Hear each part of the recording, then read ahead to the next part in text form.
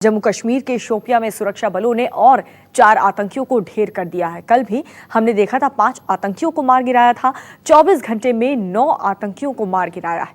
फिलहाल एनकाउंटर खत्म हो गया है, लेकिन सर्च ऑपरेशन अभी भी जारी है। और ज्यादा जानकारी देंगे हमारे सहयोगी आसिफ। फिलहाल क्या चल रहा है वहां पर?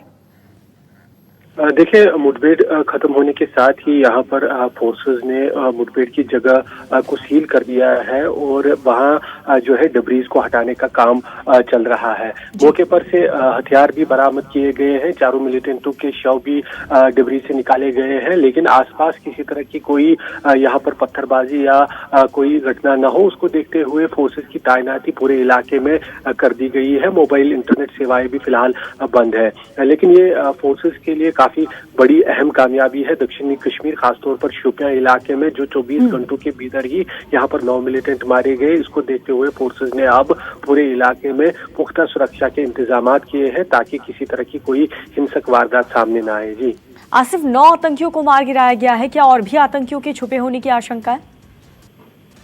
देखिए, जो फोर्सेस के ऑपरेशंस है पिछले 2 महीनों के भीतर अगर नजर डालें तो 50 मिलिटेंट अभी कश्मीर घाटी में 2 महीने के भीतर मारे गए हैं। जो 24 घंटों से यहाँ पर शोपियां में 2 एनकाउंटर बड़े मुठभेड़ देखे गए। इसमें पुलिस को सूचना मिली थी मिलिटेंटों के ठिकानों के बारे में और तुरंत कार्रवाई करते हुए यहाँ पर फोर्सेस ने इन दोनों ऑपरेशंस को अंजाम तक पहुंचाया, जहाँ पर डीजी जम्मू कश्मीर पुलिस का कहना है कि इसमें सभी जो 9 मिलिटेंट है हिजबुल मुजाहिदीन के हैं और कुछ कमांडर्स भी शामिल हैं जो पिछले कई सालों से दक्षिणी कश्मीर में सक्रिय थे। जाहिर सी बात है, जैसे जैसे फोर्सेस को या जम्मू कश्मीर पुलिस को मिलिटेंटों के बारे में सूचना मिलती है तो तुरंत कार्रवाई करते हुए ये मिलिटेंटों के खिलाफ ऑपरेशन लॉन्च करते हैं। और अभी भी दक्षिणी कश्मीर में जरूर मिलिटेंट मौजूद है, लेकिन उनके खिलाफ बिल्कुल आसिफ, आप नजर बनाए रखें हालात पर। जानकारी आगे भी हम लेते रहेंगे। फिलहाल आपका शुक्रिया। सरहद पर सुरक्षा को लेकर के सियासत शुरू हो चुकी है। कांग्रेस के पूर्व अध्यक्ष राहुल गांधी ने गृह मंत्री अमित शाह पर निशाना साधा। उन्होंने ट्वीट किया है कि सबको मालूम है सीमा की हकीकत, लेकिन दिल के खुश रखने को शायद ये ख्याल अच्छा है। तो ये तंज कसते हुए सरहद पर अब जो है वो सियासत भी शुरू हो चुकी है। कांग्रेस के पूर्व अध्यक्ष राहुल गांधी ने ये ट्वीट करके गृह मंत्री अमित शाह पर तंज कसा है। आपको बता दें कि इससे पहले कल जन संवाद रैली के दौरान अमित शाह ने कहा था कि मोदी सरकार ने सरहद पर दुश्मनों को मुंह तोड़ जवाब दिया। इजरायल के बाद भारत की सीमा सबसे ज्यादा सुरक्षित है।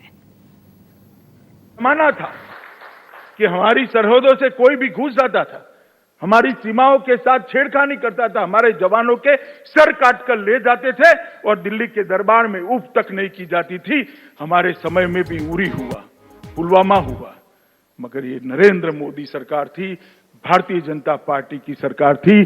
कुछ ही दिनों में सर्जिकल स्ट्राइक और एयर स्ट्राइक कर घस में घुसकर दंडित करने का काम भारतीय जनता पार्टी की नरेंद्र मोदी सरकार ने किया। और इसके साथ ही भारत की रक्षा नीति को वैश्विक स्वीकृति मिली। पूरा दुनिया ये मानने लगा कि अमेरिका और इजराइल के बाद अगर कोई देश अपनी सीमाओं की रक्षा करने के लिए सक्षम है तो उसमें तीसरा नाम हमारे महान भारत का जोड़ने का काम किया। और इस वक्त मेरे सहयोगी रमन जुड़ चुके हैं ज्यादा जानकारी के साथ। रमन, जिस तरीके से 9 आतंकियों को ढेर कर दिया गया है हमारे सुरक्षा बलों द्वारा, लेकिन राहुल गांधी ये कह रहे हैं कि जो सीमा की हकीकत है वो सब जानते हैं। सीमा की हकीकत तो यही है ना रमन, की सब कुछ वहां पर ठीक है और जो भी आतंकी आ रहा है इस मंशा के साथ उन्हें मुंह तोड़ जवाब भी मिल रहा है। देखिए, अगर राहुल गांधी के ट्वीट की बात करें तो उसका इशारा चीन की तरफ है, क्योंकि चीन और भारत की सीमा पर जो विवाद लगातार पैदा हो रहा है और कहा जा रहा है कि पिछले 2 महीने से चीन के सैनिक भारतीय सीमा में प्रवेश कर चुके थे और काफी मशक्कत के बाद चीन की सेना 2 किलोमीटर पीछे और भारत की सेना 1 किलोमीटर पीछे हटने के लिए तैयार हुई। ये लंबे समय तक विवाद चलता रहा और इस बीच में कई बार राहुल गांधी की तरफ से, कांग्रेस पार्टी की तरफ से सवाल उठाया गया, सरकार ये तो बताए कि भारतीय सीमा में चीनी सैनिक का प्रवेश है या नहीं है, लेकिन सरकार की तरफ से ऐसा कोई जवाब नहीं आया। इसलिए कल अमित शाह का जो स्पीच था, उस स्पीच में उन्होंने ये कहने की कोशिश की कि अमेरिका और इजराइल के बाद सबसे ज्यादा बॉर्डर पर, सीमा पर भारतीय सेना ही मजबूत है। ये पूरा विश्व जानता है, पूरा देश जानता है। ऐसे में अगर मजबूत है तो चीन की चीन की सेना कैसे प्रवेश कर रही है भारतीय सीमा में और लगातार चीन की शर्तों पर ही भारत को कैसे झुकना पड़ता है, इस ओर इशारा कर रहे हैं राहुल गांधी।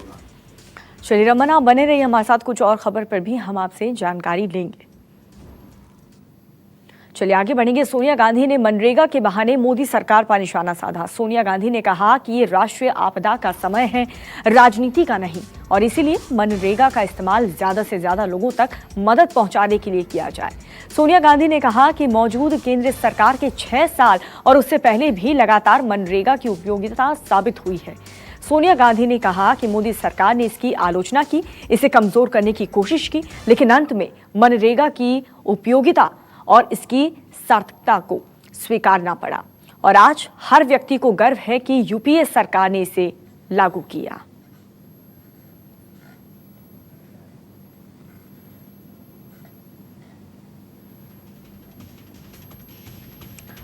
तो सोनिया गांधी का सरकार पर ये निशाना, जहां पर उन्होंने कहा कि मनरेगा को जिस तरीके से कांग्रेस ने इसकी स्थापना की, उसका फायदा हर तबके को मिले।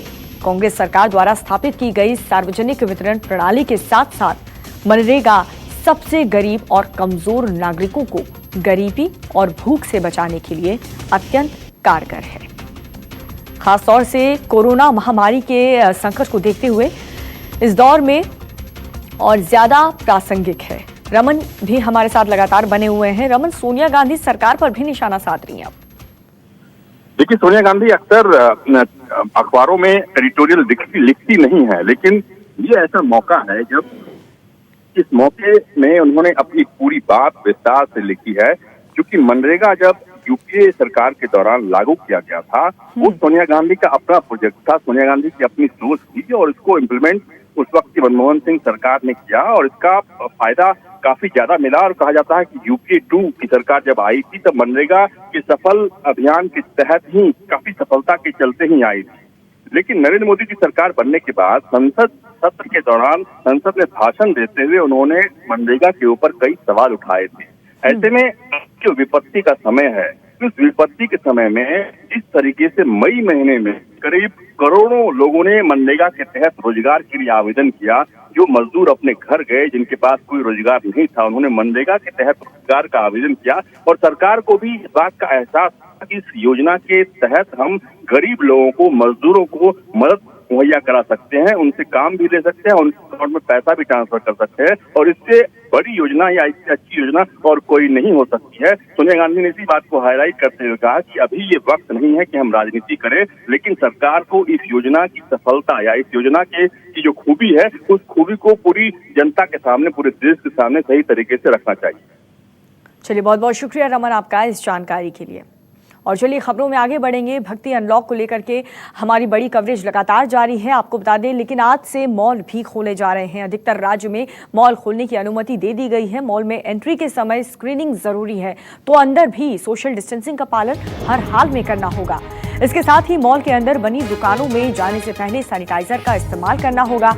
सबसे खास बात ये कि मॉल में किसी भी सूरत में भीड़ जमा नहीं होनी चाहिए। आपको बता दें कि कंटेनमेंट जोन में सिर्फ मॉल को नहीं खोला जाएगा और जो बाकी सेफ जोन्स हैं वहां पर मॉल को खोलने की अनुमति दे दी गई है।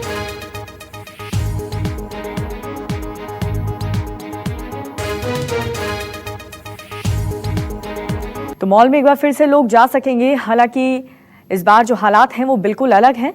दिल्ली में क्या बदला है ये हम आपको बताते हैं। जो बॉर्डर सील किए गए थे उस बॉर्डर को अब खोल दिया गया है। रेस्टोरेंट्स खोल दिए गए हैं, लेकिन जो बारात घर है वो अभी फिलहाल बंद रहेंगे दिल्ली में। मॉल्स भी खोल दिए गए हैं दिल्ली में और जिम स्पा अभी भी दिल्ली में बंद रहेंगे। तो नई गाइडलाइंस के तहत कई रियायत सरकारों ने दी है और राज्य सरकारों ने अपने अपने तरीके से ये फैसला लिया क्या खोलना है, क्या बंद करना है। केंद्र सरकार ने इसकी जो इजाज़त थी वो राज्य सरकार को दी थी कि हालात को देखते हुए क्या खोलना है, क्या बंद रखना है, इसके बारे में फैसला लिया जाए। विमल कौशिक हमारे साथ जुड़ चुके हैं ज़्यादा जानकारी के साथ। विमल, जिस तरीके से आज से मॉल खुलने जा रहे हैं, रेस्टोरेंट खुलने जा रहे हैं और कई अहम बातों का ख्याल रखना है, सोशल डिस्टेंसिंग का भी ख्याल, जो लोग वहां पर पहुंचेंगे, ऐसे में जो मॉल्स का जो स्टाफ है उससे बढ़ाना होगा, जो कर्मचारी हैं वो और भी ज़्यादा बढ़ जाएंगे। ऐसे में बर्डन हालांकि जो मालिक हैं उन पर ज़रूर पड़ेगा।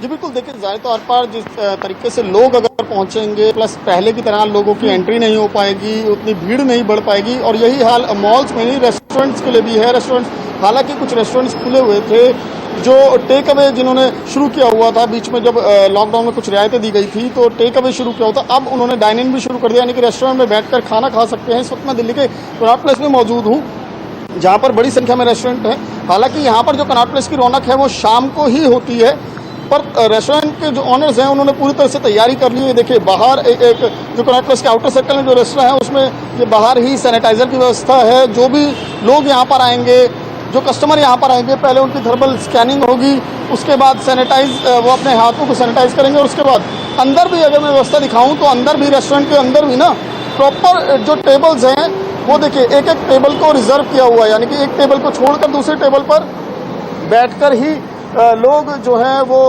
खाने का लुत्फ उठा सकते हैं। तो यानी कि तमाम इंतजाम है। लेकिन एक बड़ी चिंता जो है वो रेस्टोरेंट के ऑनर्स को भी है, लोगों को भी है कि आखिर लोगों में ये भरोसा कैसे जताएं कि वो अगर घरों से बाहर निकलें तो वो सेफ हैं, सुरक्षित हैं, ये भरोसा कैसे जताएं। हालांकि तमाम जो रेस्टोरेंट संचालक हैं उन्होंने ये कहा कि उनके रेस्टोरेंट में तमाम इंतजाम है, प्रॉपर सैनिटाइजेशन की व्यवस्था है, उनका जो स्टाफ है उसको प्रॉपर इक्विपमेंट दिए गए हैं, प्रॉपर उनका ख्याल रखा जाता है, उसके बाद ही वो खाना बनाते हैं, यहाँ पर खाना सर्व करते हैं। तो तमाम इंतजाम रेस्टोरेंट्स की तरफ से किया गया, बस देरी है तो ग्राहकों की और जिंदगी दोबारा से पटरी पर लौटने की।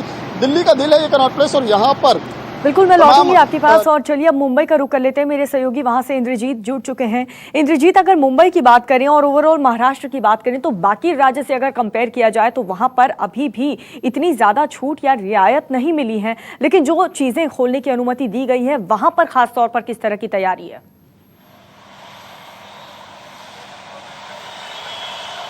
आवाज नहीं आ रही।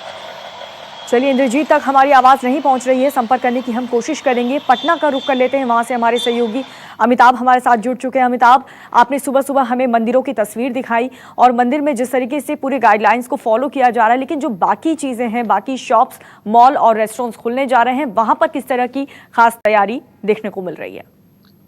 बिल्कुल, आज से जो पटना के मॉल हैं और शॉपिंग कॉम्प्लेक्स हैं, रेस्टोरेंट हैं, उन सबों को खोलने की तैयारी चल रही है। और फिलहाल आप देखिए, आपको एक कॉफी शॉप में है, बोर्डिंग रोड इलाके में है, ये बंद पड़ा था, लेकिन अब इसको खोलने की तैयारी चल रही है और सुबह से यहाँ काम चल रहे हैं और कोशिश है कि आज सेकेंड हाफ के बाद ये आम लोगों के लिए खोल दिया जाएगा। लेकिन जो गाइडलाइन दिए गए हैं, जो SOP जारी किए, उसके मुताबिक यहाँ पर सोशल डिस्टेंसिंग के साथ साथ सैनिटाइजेशन की भी पूरी व्यवस्था यहाँ की गई है रेस्टोरेंट के स्टाफ के द्वारा। और जो भी अंदर से आएंगे थर्मल स्क्रीनिंग उनकी की जाएगी। थर्मल स्क्रीनिंग करने के बाद उसके बाद उन्हें हैंड वॉश करना पड़ेगा और उसके बाद वो डाइनिंग कर सकते हैं। यहाँ पे तो कॉफी भी दी जाएगी। कोशिश ये हो रही है कि ज्यादा से ज्यादा जो स्टाफ है, स्टाफ में और रेस्टोरेंट के जो ग्राहक आएंगे उनके बीच टच कम से कम हो, क्योंकि जो ऑर्डर भी लिए जाएंगे वो डिजिटली लेने की बात की जा रही है। स्कैनर करके अपना मेनू देखेंगे, उसके बाद ऑर्डर करेंगे। और पेमेंट के बारे में भी ज्यादातर रेस्टोरेंट है उन लोगों ने कह दिया है कि वो डिजिटल पेमेंट को ज्यादा प्राथमिकता देंगे, तो डिजिटल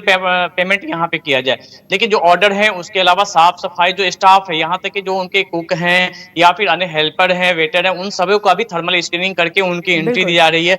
जो स्टाफ है कई जगहों पे देखेंगे उन्हें जो हेड मास्क है वो लगाना कंपलसरी किया गया है कि हेड मास्क और ग्लव्स ये दोनों कंपलसरी रहेंगे, मास्क कंपलसरी रहेंगे। तो इस वजह से देखें तो बदली हुई स्थिति में यहाँ पे जो रेस्टोरेंट है वो आज से चालू करने की कोशिश में है, क्योंकि 2.5 से 3 महीने का जो लॉकडाउन का जो पीरियड रहा है काफी नुकसान हुआ है। लेकिन अब सबसे बड़ी बात है कि अब जो ग्राहक है वो कितना टर्न अप हो पाते हैं, क्योंकि लोगों में अभी भी डर बना हुआ है, बाहर निकलने से परहेज कर रहे हैं।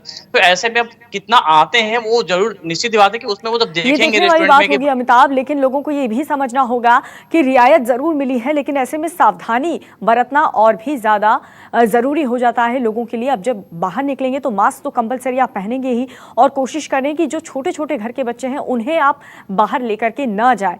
और चलिए एक बार फिर से मुंबई का रुख कर लेते हैं। इंद्रजीत मेरे सहयोगी लगातार बने हुए हैं। इंद्रजीत, मुंबई में तो ज्यादा छूट नहीं दी गई है, लेकिन वहां पर जिन चीजों को आज खोलने जा रहे हैं वहां पर क्या खास तैयारी देखने को मिल रही है?